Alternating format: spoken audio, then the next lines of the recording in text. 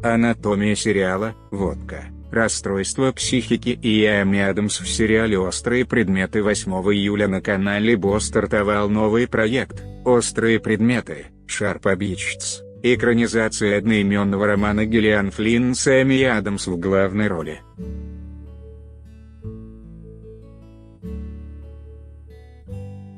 В режиссерском кресле Жан-Марк Вале, создатель «Большой маленькой лжи», Big Little Lies, триумфатора «Золотого глобуса» этого года.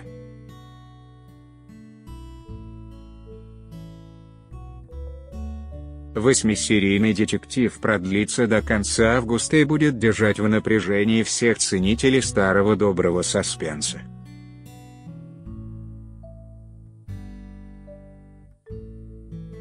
Пока вышел только пилотный эпизод, но Сплетник.ру уже посмотрел 7 из 8 серий на сайте Амедиатеки, который официально показывает «Острые предметы» в России.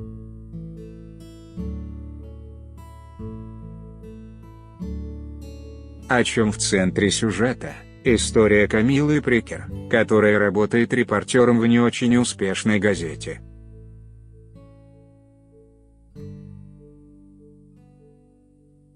Редактор отправляет ее писать статью о серии убийств в маленьком городе Уайндгэпе.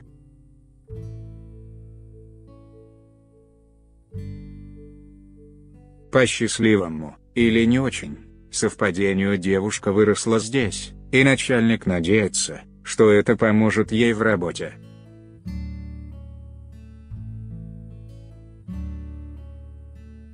Но расследование осложняется страшными тайнами и запутанными связями между жителями города.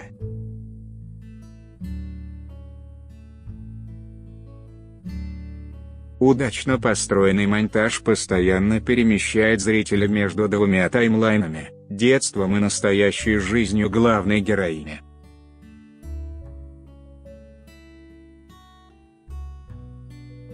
Порой флешбеки так наслаиваются на происходящее, что в первых сериях трудно понять, реально они или нет.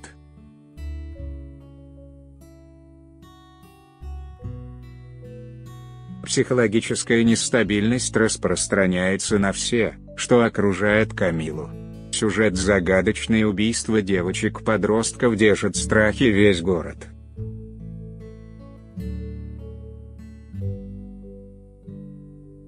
Полиция не может выйти на след маньяка, который безжалостно вырывает своим жертвам зубы, оставляя их трупы с окровавленными дырами вместо ртов.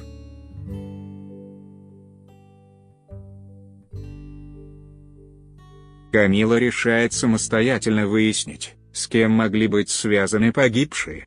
Она запасается бутылкой водки и начинает собственное расследование.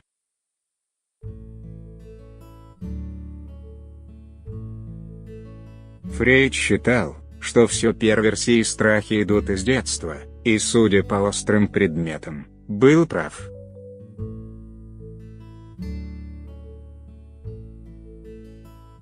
Главная героиня большую часть жизни страдает от алкогольной зависимости и склонности к самоповреждению.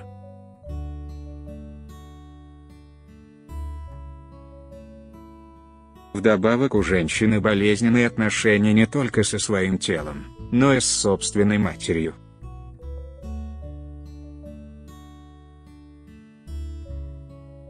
Когда героиня приехала в Уайндгэп, она поселилась в доме, где родилась и выросла.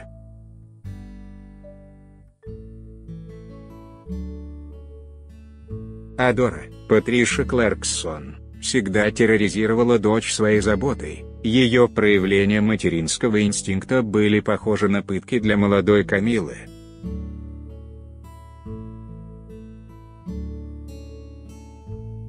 Но теперь у нее появилась новая жертва, дочь Эмма, Элиза Сканлин, которая родилась у Адоры от второго брака.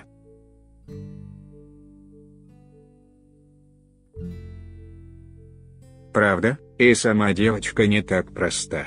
Актеры стоит сразу оговориться, что феминистские настроения последних лет здесь выходят на первое место.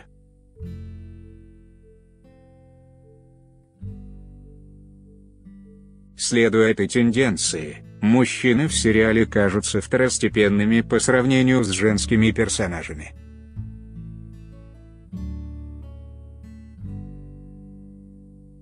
Это касается и отчима главной героини, и редактора, который отправил ее на задание, и даже внезапного любовного интереса в виде местного полицейского Ричарда.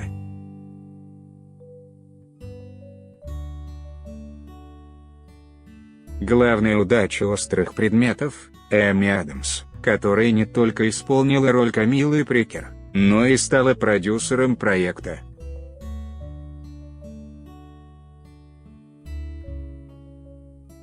Ее актерский талант держит на плаву всю конструкцию сериала и достойна самых крупных премий от Эмми и Золотого глобуса до Оскара, на который актрису номинировали, к слову, уже 5 раз.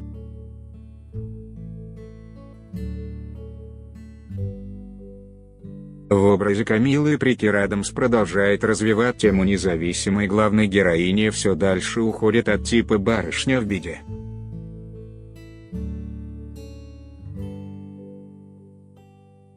Ее роль ученого-лингвиста в «Прибытии» Дэни Вильнева убедительно доказала, что актриса выбрала верный путь.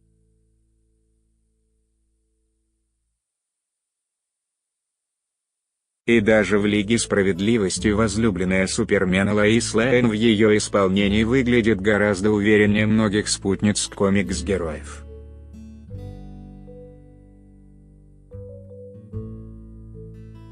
Сериал украшает и другой женский персонаж – Адора Креллен, мать Камиллы.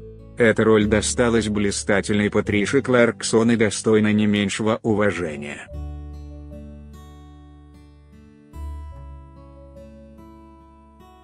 Она невероятно удачно перевоплотилась на экране в образ нервной матери с повадками тирана, при этом не сделав ее карикатурным персонажем, чем часто грешат в сериалах.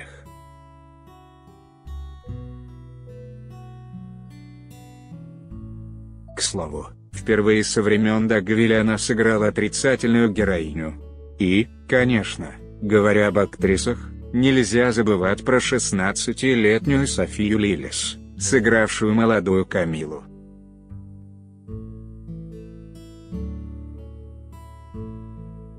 Несмотря на столь юный возраст, девушку уже называют одной из самых многообещающих актрис Голливуда.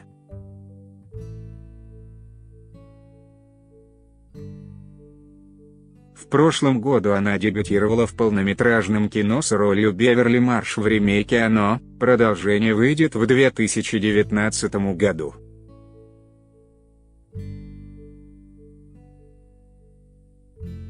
Кстати, недавно Софию утвердили на роль культового подростка-детектива Нэнси Дрю.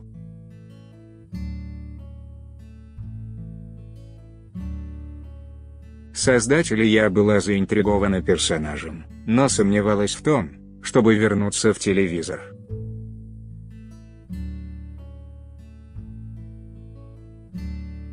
В основном из-за того, что это совсем другой тип работы по сравнению с полнометражным кино.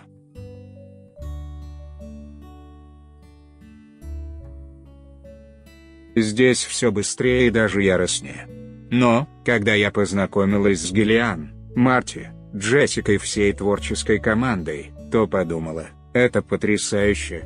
Работать с группой женщин, которые знают, как воплотить в жизнь не только историю Камиллы, но и историю семейного насилия и жестокости.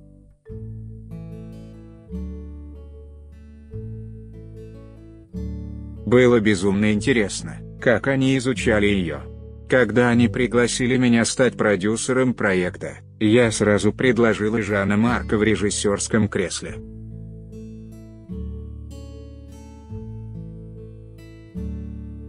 Мы работали с ним до этого на проекте от Дженнис Джоплин, и меня поразило то, как его привлекает боль, то, как он рассказывает об этом и как он ходит вокруг нее, пока не дойдет до сути.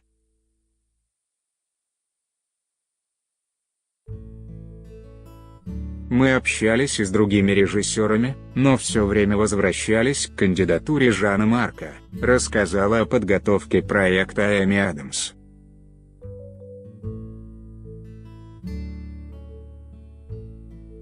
Впрочем, выбор режиссера был очевиден, ведь канадец Жан-Марк Валли стал невероятно востребован в киноиндустрии после выхода фильма «Далласский клуб покупателей», который принес Оскар Мэттью МакКонахи за главную роль и Джареду Лето за роль второго плана.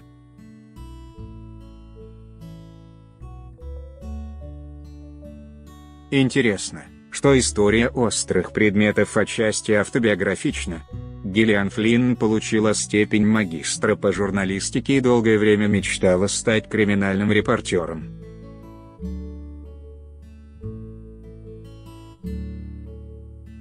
Но когда она поняла, что не сможет выдержать эмоциональную нагрузку этой профессии, то пришла в 1998 году писать о кино в Entertainment Weekly, где задержалась на 10 лет.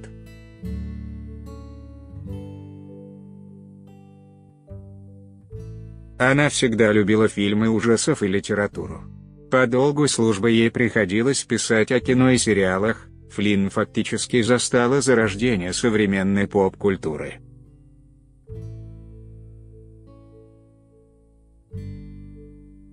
Неудивительно, что, наблюдая за всеми хитами проката, она вычислила свой секрет успеха и в 2006 году опубликовала первую книгу «Острые предметы».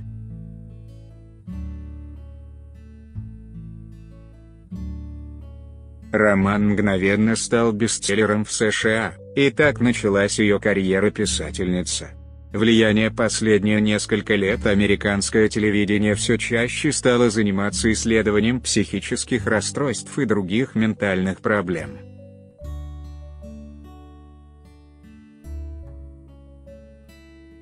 Успешный проект от Netflix «13 причин почему» поднял тему суицида и селф-харма, доказав, что с этим сталкиваются не только взрослые, но и подростки.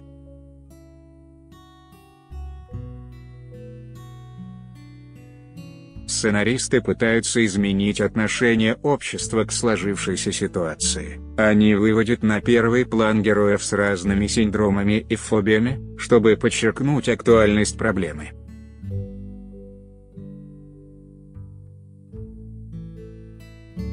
Так, героиня Эмили Блант в экранизации другого популярного детективного романа «Девушка в поезде» безуспешно борется с алкогольной зависимостью, то и дело переливая водку в пластиковую бутылку.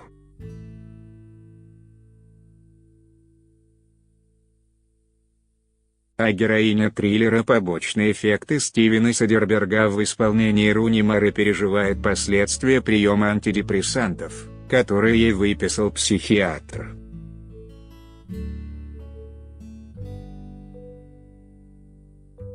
Можно сказать, что Дэвид Финчер оказал Гиллиан Флинн невероятную услугу, когда взялся за экранизацию ее третьего романа «Исчезнувшая».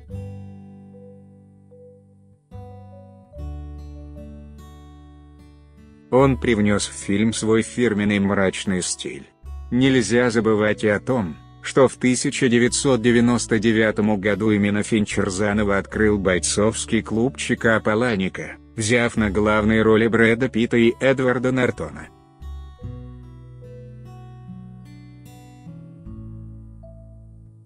К слову, это один из главных фильмов о расстройстве личности в массовой культуре.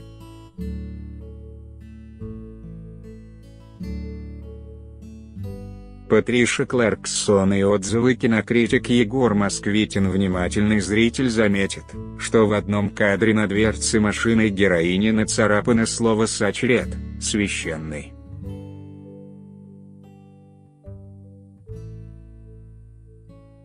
Но уже через 10 минут оно само собой превращается в слово «щарет» — «испуганный».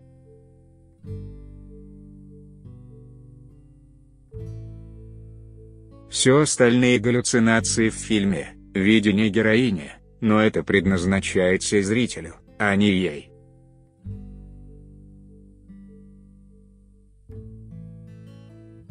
Так что в жутком городке Уайндгэп лучше не верить своим глазам.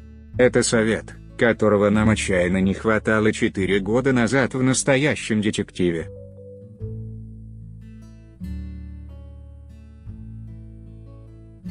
В «Острых предметах» мрака не меньше. Но если герой настоящего детектива заканчивал свое приключение с мыслью, что свет постепенно расщепляет тьму, то выводы нового сериала прямо противоположны.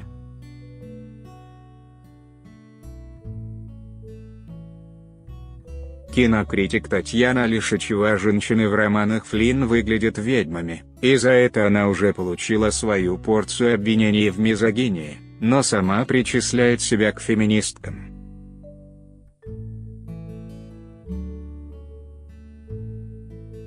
Ее особое понимание феминизма целиком отразилось в крошечной сценке из сериала, где две малолетних Ролеши в ответ на предостережение шерифа не гонять как бешеные по шоссе, вдруг идущий навстречу водитель окажется невнимательным, и тогда он вас собьет, отвечают с железной логикой: почему он?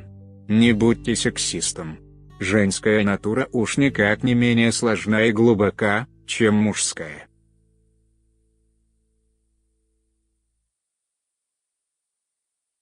А значит, получите и распишитесь. Женские образы в детективах и триллерах не обязаны тесниться в резервации жертв и смышленных сыщиц с несложившейся личной жизнью, а вполне могут претендовать и на амплуа злодеек.